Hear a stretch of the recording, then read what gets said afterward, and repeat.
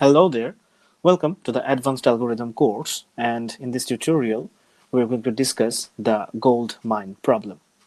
এই টিউটোরিয়ালটাতে আমরা gold mine problem নিয়ে আলোচনা করব এবং ডাইনামিক প্রোগ্রামিং দিয়ে কিভাবে গোল্ড মাইন প্রবলেম সলভ করা যায় সেটার সলিউশনটা আমরা দেখব।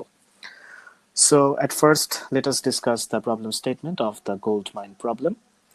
গোল্ড মাইন প্রবলেমের প্রবলেম স্টেটমেন্টটা সম্পর্কে আলোচনা করে আসা যাক। So what is the problem statement of the gold mine problem?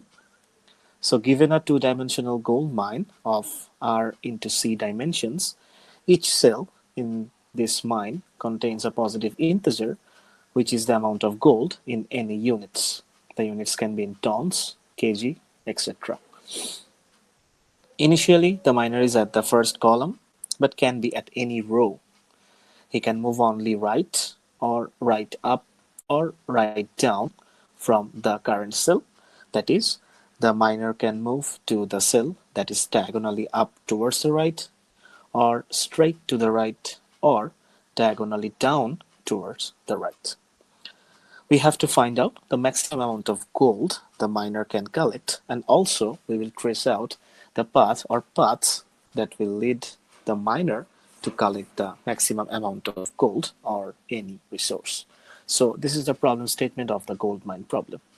সেখানে বেসিক্যালি যেটা বলা হচ্ছে সেটা হচ্ছে ইনিশিয়ালি আমাদেরকে একটা টু ডাইমেনশনাল গোল্ড মাইন দেয়া থাকবে যার রো এর সংখ্যা হচ্ছে আর এবং কলামের সংখ্যা হচ্ছে C. So it's like a table, row এবং কলামের কম্বিনেশন। সো টু ডাইমেনশনাল একটা গোল্ড মাইন দেয়া থাকবে এবং এই গোল্ড মাইনের প্রত্যেকটা ঘরে একটা করে নাম্বার দেয়া থাকবে, যে নাম্বারটা ইন্ডিকেট করবে প্রত্যেকটা সেলে কি পরিমাণ গোল্ড আছে। গোল্ডের অ্যামাউন্টটা যে কোনো ইউনিটে থাকতে পারে, লাইক টনস হতে পারে বা কেজি হতে পারে, and so on. So two dimensional একটা গোল্ড মাইন যার প্রত্যেকটা ঘরে একটা সার্টেন অ্যামাউন্ট অফ গোল্ড রাখা আছে। একজন মাইনার থাকবে, তার টার্গেট হবে এই গোল্ড মাইন থেকে হাইয়েস্ট কি পরিমাণ গোল্ড সে কালেক্ট করতে পারে এবং কোন ওয়েতে গেলে বা কোন ওয়েগুলা ফলো করলে মাইনার হাইয়েস্ট অ্যামাউন্ট অফ গোল্ডটা কালেক্ট করতে পারবে, এটা বের করাই হচ্ছে আমাদের এই গোল্ড মাইন প্রবলেমটার target. So initially the miner is at the first column.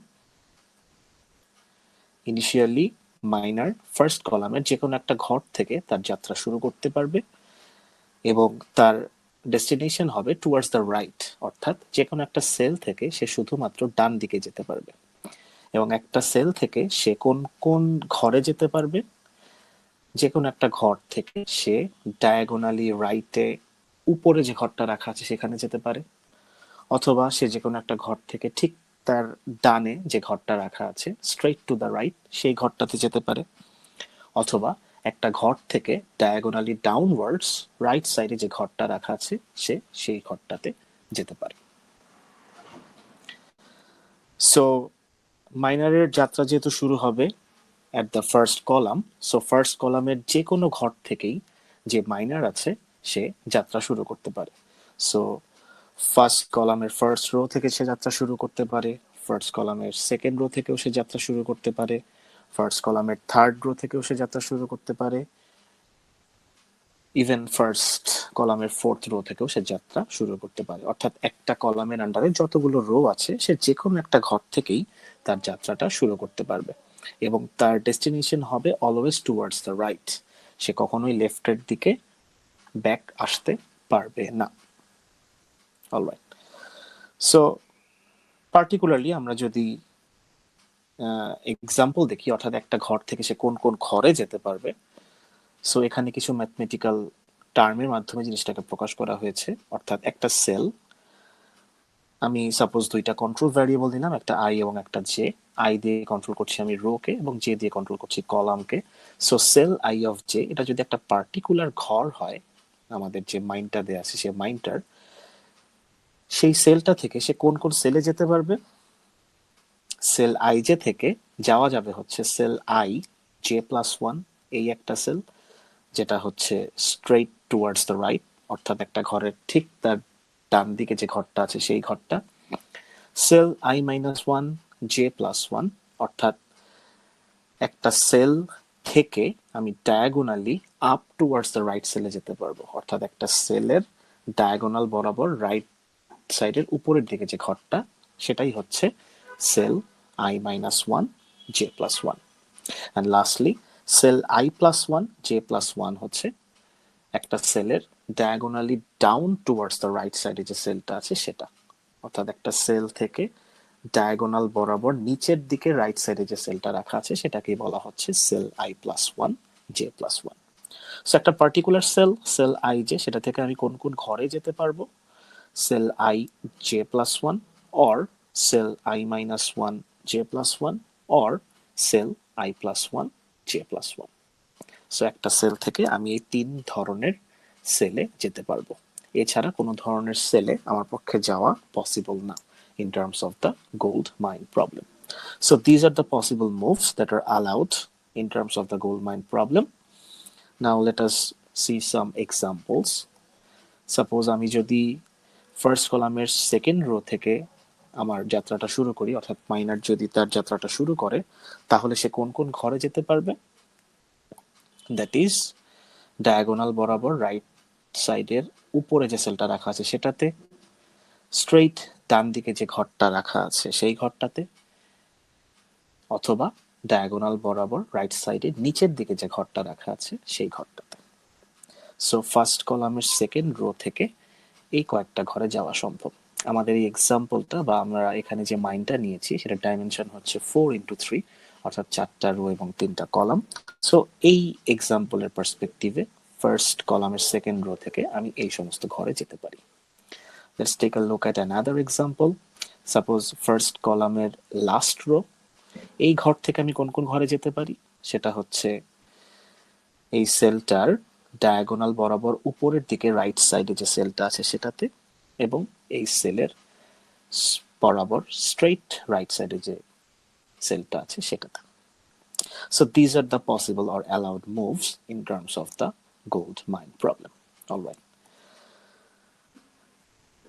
So minor first column থেকে তার যাত্রা শুরু করবে এবং তার ডেস্টিনেশন হবে towards the right.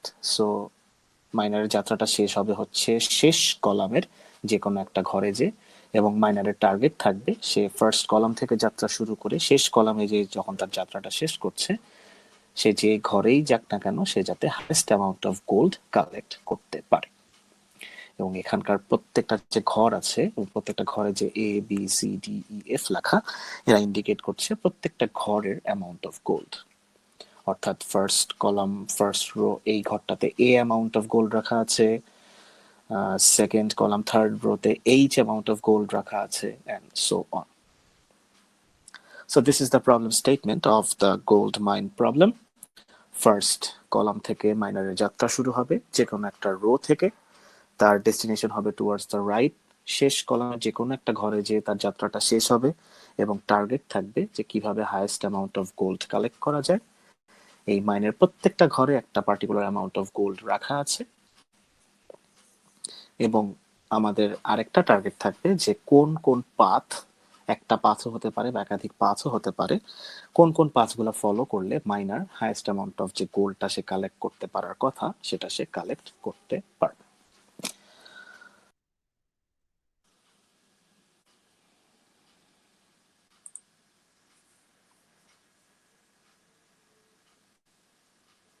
And also there are some given constraints, that is the possible moves from a cell, অর্থাৎ কিছু কনস্ট্রেন্ট দেয়া থাকবে আমাদের এই গোল্ড মাইন প্রবলেমে, এবং কনস্ট্রেন্ট গুলো হচ্ছে আমরা কোন কোন দিকে পসিবলি মুভ করতে পারবো। Alright, and lastly there are some observations. The observations of this gold mine problem are: the amount of gold is positive, so we would like to cover maximum sales of maximum values under the given constraints. অর্থাৎ প্রত্যেকটা সেলে যে গোল্ডের অ্যামাউন্টটা দেওয়া আছে সেই অ্যামাউন্টটা পজিটিভ একটা ইন্টিজার নাম্বার। সো আমাদের টার্গেট থাকবে সেই সমস্ত ম্যাক্সিমাম সেলগুলোকে কভার করা যে সমস্ত সেলে রাখা গোল্ডের অ্যামাউন্টটা ম্যাক্সিমাম ভ্যালু ক্যারি করছে, এবং অবশ্যই আমাদেরকে যে গিভেন কনস্ট্রেন্ট গুলো দেওয়া আছে সেগুলোকে অবশ্যই ফলো করতে হবে। এবং আমাদের এই গোল্ড মাইন প্রবলেমের ক্ষেত্রে কনস্ট্রেন্ট হচ্ছে দ্য পসিবল মুভস, অর্থাৎ আমরা কোন কোন দিকে মুভ করতে পারবো। In every move we move one step toward the right side, so we always end up in the last column, and if we are at the last column then we are unable to move towards the right. So gold mine প্রবলেমের ক্ষেত্রে আমরা প্রত্যেকটা মুভে one step করে আসলে right সাইডে যাচ্ছি, অর্থাৎ left সাইডে ফার্স্ট কলাম থেকে শুরু করে রাইট সাইডের দিকে লাস্ট কলামের দিকেই হচ্ছে যাওয়াটা গোল্ড মাইনারের টার্গেট, এবং ম্যাক্সিমাম কি পরিমাণ গোল্ড সে কালেক্ট করতে পারে সেটাই হচ্ছে তার টার্গেট। সো এক স্টেপ করে যত আমি রাইট সাইডের দিকে যাচ্ছি তত কিন্তু আমি লাস্ট কলামের দিকে এগিয়ে যাচ্ছি, এবং মাইনার যখন লাস্ট কলামে পৌঁছে যাচ্ছে তখন কিন্তু আর ডান দিকে যাওয়ার কোনো ঘর নেই, বা লাস্ট কলামের পরে আসলে যেহেতু আর কোনো কলাম নেই, সো যখন আমরা লাস্ট কলামে থাকবো then we will not be able to move towards the right anymore, অর্থাৎ ডান দিকে আমরা আর কোনো ধরনের কোনো মুভ নিতে পারবো না।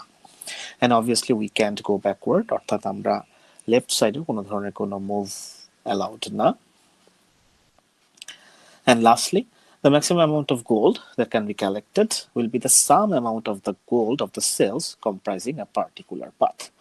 অর্থাৎ গোল্ড মাইন প্রবলেমে মাইনার ডান দিকে যাবে, ফার্স্ট কলাম থেকে তার যাত্রা শুরু হবে এবং তার উদ্দেশ্য হচ্ছে ডান দিকে লাস্ট কলামের দিকে। সো ফার্স্ট কলাম থেকে শুরু করে লাস্ট কলামের দিকে যে কোনো একটা পার্টিকুলার পাথ বা ওয়ে দিয়েই মাইনার যাক না কেন, সেই ওয়ে দিয়ে গেলে সে সর্বোচ্চ কতটুকু গোল্ড কালেক্ট করতে পারবে সেটা হচ্ছে সে যে ওয়ে দিয়ে গিয়েছে সেই ওয়েতে যে সমস্ত সেলগুলো পড়েছে তাদের যে অ্যামাউন্ট অফ গোল্ড আছে তাদের সামেশনটা নিলেই হচ্ছে ওই পাথের particular maximum amount of gold কত হতে পারে সেটা সম্পর্কে আমরা ধারণা পাবো।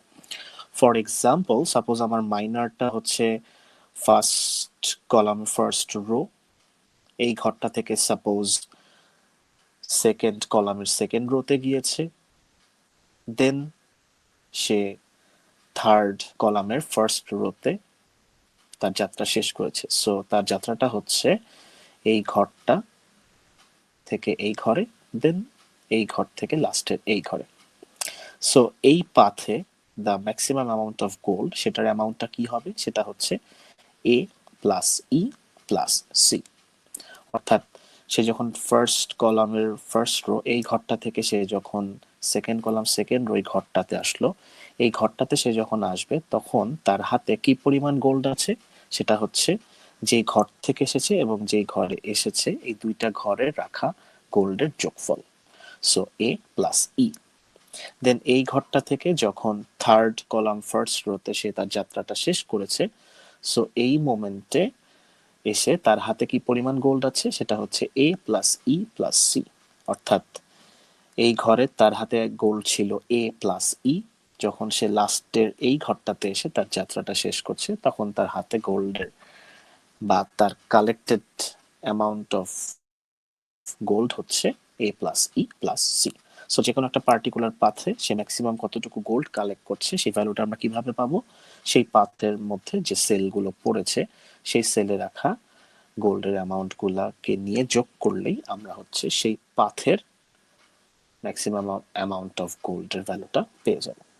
So these are the observations of the gold mine problem.